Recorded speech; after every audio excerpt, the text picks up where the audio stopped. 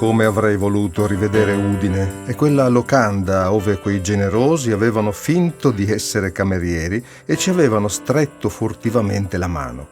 Lasciammo quella città alla nostra sinistra e oltrepassammo.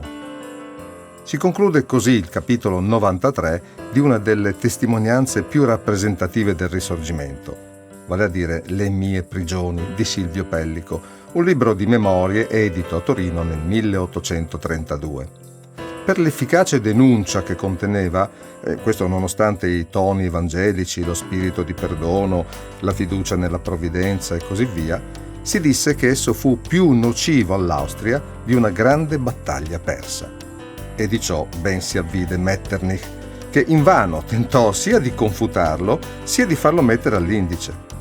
Nel brano che abbiamo appena letto, Pellico ricordava il suo rientro in Italia nel 1830, dopo 8 tremendi anni di prigionia.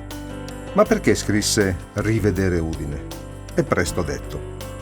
200 anni fa egli fu deportato da Venezia, dove la pena di morte era stata commutata in 15 anni di carcere duro, poi ridottisi per la grazia ottenuta, con destinazione la fortezza dello Spielberg, in Moravia, nota per essere un sepolcro dei vivi senza la pace dei defunti, come si diceva. A Udine, Pellico sostò in catene tra il 27 e il 28 marzo 1822, assieme a Pietro Maroncelli, Angelo Canova e Giacomo Rezia, condannati rispettivamente a 20, 5 e 3 anni. Di costoro e di altri 6 patriotti condannati, fra i quali il conte Confalonieri e il marchese Pallavicini, il cui passaggio da Udine risale però al 1824, fa tuttora in memoria a Udine una lapide con epigrafe di Gualtiero Valentinis, inaugurata il 28 marzo 1922 all'attuale civico 24 di via Poscolle, lì dove all'epoca c'era l'Albergo Roma, mentre un secolo prima era attiva la locanda Al Cavallino. L'iniziativa di apporre la targa marmorea fu presa nel 1920 dall'Accademia di Udine e venne subito accolta dal comune.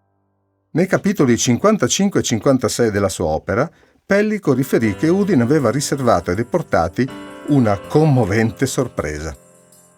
La carboneria aveva qualche aggancio anche in Friuli e così, essendo proibito a chi non fosse autorizzato l'accesso alla locanda, entrarono a consegnare la cena e dei materassi uomini che sembravano camerieri.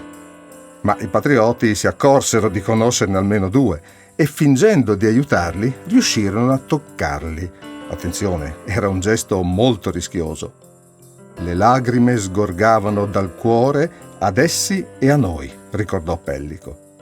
Un funzionario presente, che era veneto, sulle prime titubò, ma poi finse di non vedere che uno dei finti servitori, il buon Dario, stava stringendo di nascosto una mano del Pellico.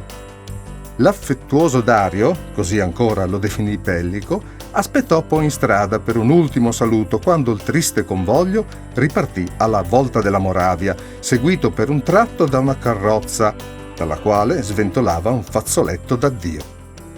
Chi sarà stato? Lo supponemmo, annotò Pellico, che auspicò: «Oh, Iddio benedica tutte le anime generose che non s'adontano d'amare gli sventurati». Su quella carrozza vi erano sia la celebre attrice toscana Carlotta Marchionni, con sua cugina Teresa, detta Gegia, entrambe vicine a Maroncelli, e Pellico, e sia probabilmente lo stesso Dario, di cognome Cappelli, fiorentino, e forse anche una quarta persona, forse l'altro cameriere. Carlotta, Teresa e Dario facevano parte di una compagnia di attori attiva in quella stagione al Teatro Sociale di Udine. E non solo, ma fra quanti si avvicinarono ai prigionieri, pare che vi siano stati anche personaggi quali Antonio Andreuzzi, 18enne, ma già sulla breccia, l'abate Jacopo Pirona, il professor Aprilis del ginnasio cittadino, i medici Franzoia e Marcolini, Gabriele Pecile e altri. Tornando alla cerimonia del 1922, descritta dalla stampa dell'epoca, l'edificio di via Poscolle era tutto imbandierato e una tela verde velava la lapide, che fu scoperta dopo vari discorsi tenuti in presenza della folla una numerosa folla e anche molte rappresentanze, personalità e autorità civili e militari.